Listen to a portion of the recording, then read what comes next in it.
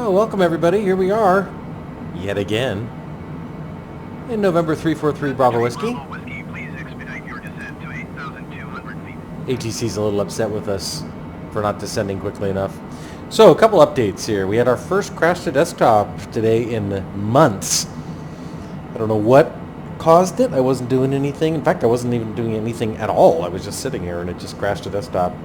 We took off from Oklahoma City and we are headed to Fort Collins, Colorado. KFNL, Kilo Foxtrot November Lima. So it crashed, I don't know, maybe 5-10 minutes after. The plane didn't crash. The program crashed maybe 5-10 minutes after we took off. So we tried it again. Winds, allegedly, in real life, they are from the south-southeast.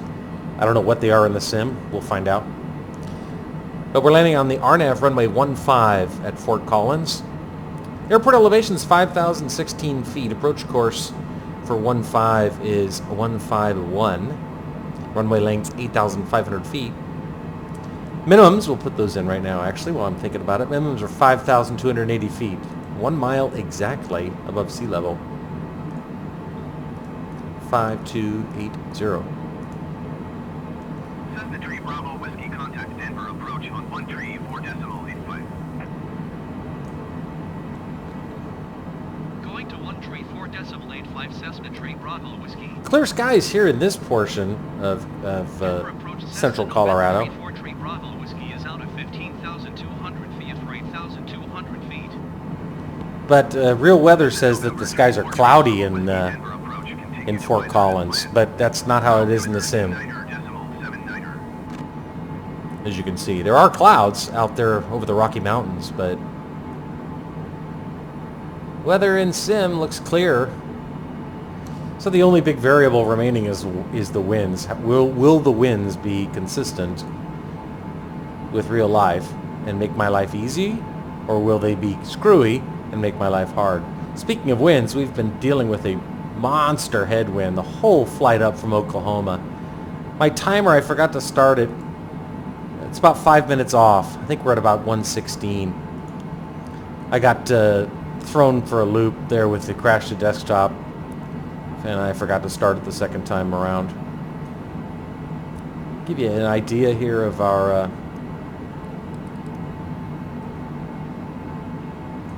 approach. We've been cleared to the Wiser transition, W-I-S-E-R. Naxos, Wydod, Naxos, Lasky, or whatever you pronounce, L-A-S-X-E, and Wydod. At Naxos, we want to be at 8,200 feet. That's why they keep telling us to descend to 8,200 feet, because that's the altitude, according to the published approach plate for the RNAV 15. 8,200 feet at Naxos, 7,200 feet at Lasky, and then 5,980 feet at Wydod. It's a 12.8 nautical mile final approach. Works for me. Never going to complain about long finals or 12-mile finals. A lot of terrain off to the west here. As we make our U-turn, it'll be off to the right side of the aircraft. Those are obviously the Rocky Mountains. But not too much to worry about in terms of our approach into Fort Collins.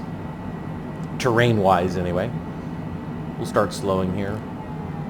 We are at 30 miles out and we're at 13,500 feet. Now you might think, wait a minute, if you're only 30 miles out, why are you at 13,000 feet? Doesn't that seem kind of high? After all, normally you'd want to be at 9,000 feet at 30 miles out. You'd be correct in saying that. However, as I've mentioned before, you must take into consideration the airport elevation. And in this case, as I've mentioned, the airport elevation is 5,016 feet. So, you got to weave that into your descent management because you don't want to descend with the idea that you're approaching an airport at sea level. I mean, for example, we're supposed to be at 3,000 feet at 10 miles out. Well, if I followed that logic, we'd be lower than the airport elevation at 10 miles out, since the airport elevation is at 5,000 feet. Here's that left turn. We'll turn off our bank limiter. executing this nicely. We'll continue slowing. I didn't really realize, but this area of Colorado's about 55 miles north of Denver. It's really BFE. I mean, it's... Fort Collins, though, apparently, I think it's got about 300,000 people in the general area. 24 miles out now. Remember, we want to be at 8,200 feet at Naxos, and we're currently 2 minutes from Naxos and descending at 1,700 feet per minute, which means we'd be 3,400 feet lower than we are now. Now, if we're at 11,700 feet, and we would be 3,400 feet lower than that, let's do 11,400 feet, because that's where we are now, and it makes my life easier. Then that would put us at 8,000 feet. And we want to be at 8,200. So we'll actually shallow our descent rate from 1,700 feet per minute to 1,600 feet per minute. But that's good. It's fine. It's just no problem at all. Only thing now we're going to have to manage here is our slowdown, our deceleration, because once we make that final left turn at Naxos, we are on final approach.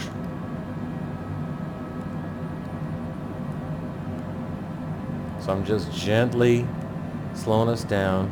We don't want any of our passengers getting an upset stomach.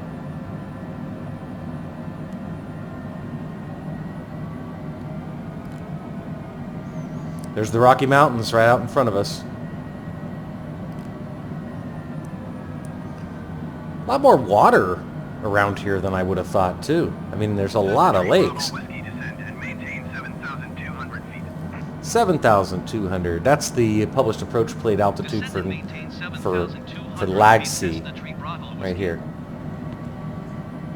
Another left turn coming our way.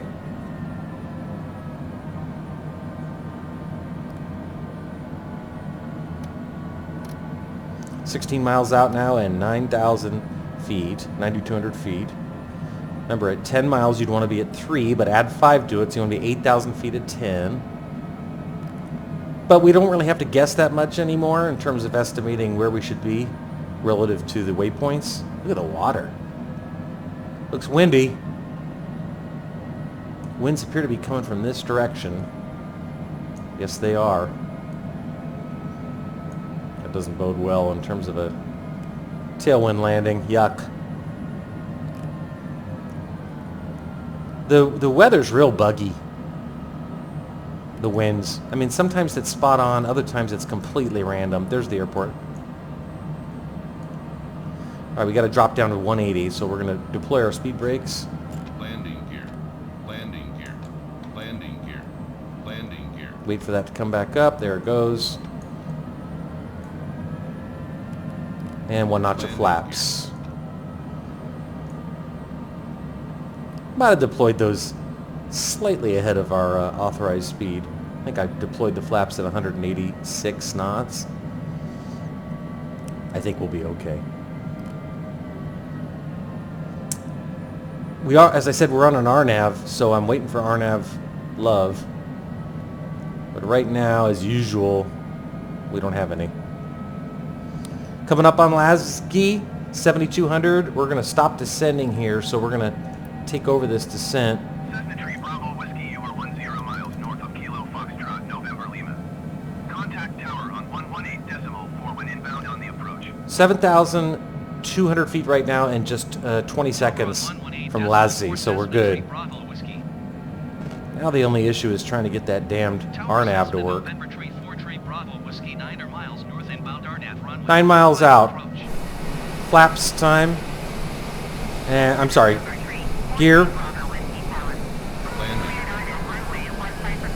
There goes. Nice, huh? 224 at 2.8. 224 at 2.8. Ooh, winds just shifted dramatically.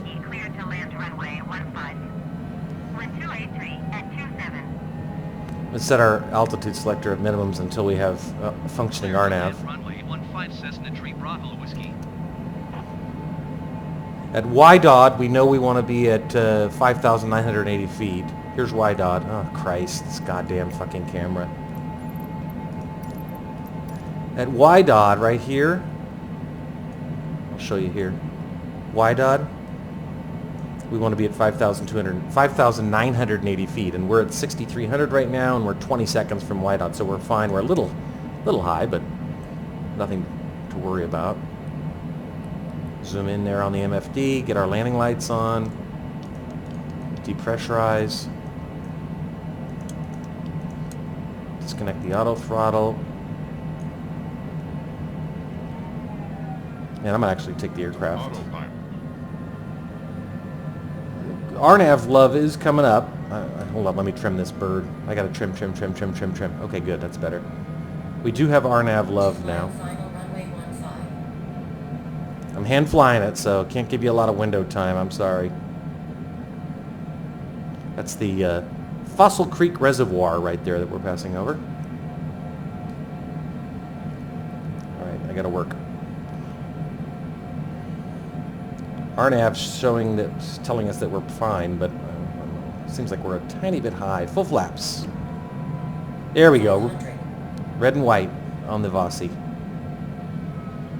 500.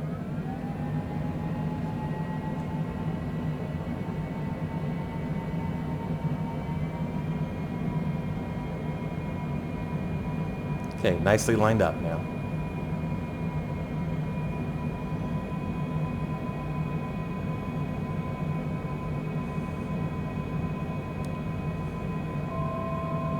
There's only 2 exits available to us, both on the left.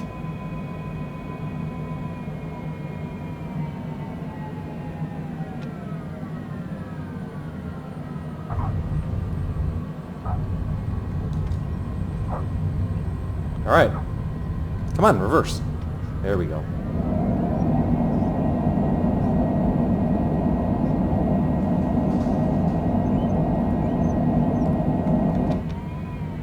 Okay. I took that high-speed taxi because I didn't want to have to taxi all the way to the end of the runway, which we would have had to do because there's only 2 exits off of this runway coming in from this direction. All right, that went fine. And so it's interesting, the winds ended up being correct. I mean, you saw it change. I'll watch the video later to see how evident it is. That was very evident inside the airplane. The winds dramatically, suddenly shifted from coming from the west to all of a sudden coming from the southeast. So that means that the winds ended up being consistent with real life eventually. Anyway, let's bring in those spoilers and the flaps. Welcome to Fort Collins, Colorado. Local time is 4:04 p.m. Let's get back in the bird. Turn on a taxi light. And let's zoom in on our MFD. There we go. And we'll stop our timer.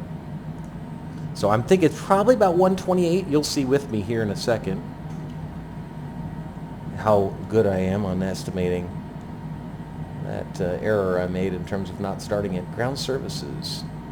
Huh. No assistance for parking. Shit. All right. Well, looking at satellite imagery of the airport, I noticed an airplane just like mine parked right here. I'll show you in a second. So we're going to use our imagination.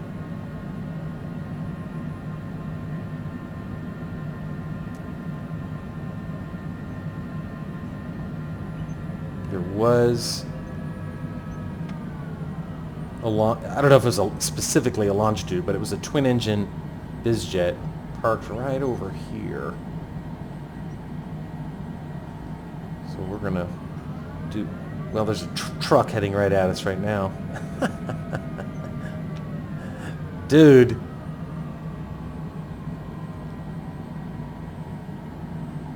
Yeah, you had it coming. Interestingly, they seem to have the airplanes pointed out towards the runway, so we'll do that.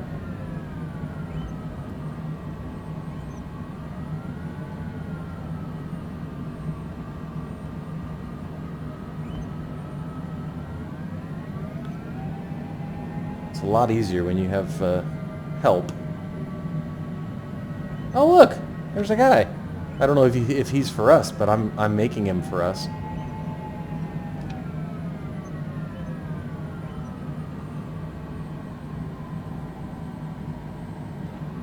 I'm probably going to kill him here, but he should get out of the way. Okay. All right, parking brake. Parking brakes. Good to go. We'll kill our right engine. Right engine's shutting down. Turn off our anti-icing equipment. We did descend through some clouds about 100 miles out from the airport. Let's see. I think this guy's probably somewhere in our nose cone. Let's see. Yeah, oh, yeah. Oh, wow. Even more so. But listen, what are you going to do? It's the best I could. Still plausible that this would be a parking spot for this airplane. One thing you'll notice is you're often perpendicular to the runway, so sort of. Okay, all right, what do you say we kill that left engine? Let's drop the logbook screen. So my estimate was 128. Let's see if I got that right. Huh. You know, I think I've realized or figured out why it won't drop to the logbook screen in certain circumstances, and that is where you don't park in some official spot, like where the AI wants you to park. If you aren't parking in an official spot where the AI wants you to park, it doesn't think that your flight's necessarily done, even if you shut down the engines. So that's all right. That gives us a chance to shut everything down, old school.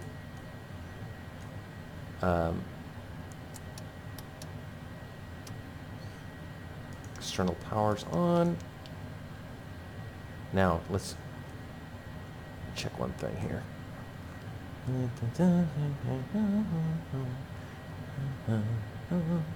Okay. Let's see. There we go. Oh, look, I said 128, it was 129.34. Okay, so, well, I'm kind of close. But it still recorded it as KOKC to KFNL. So it still recorded the flight, even though it didn't understand we intended to officially park there where we chose to. Okay, guys, that's it. Thanks for joining us. Have a good one.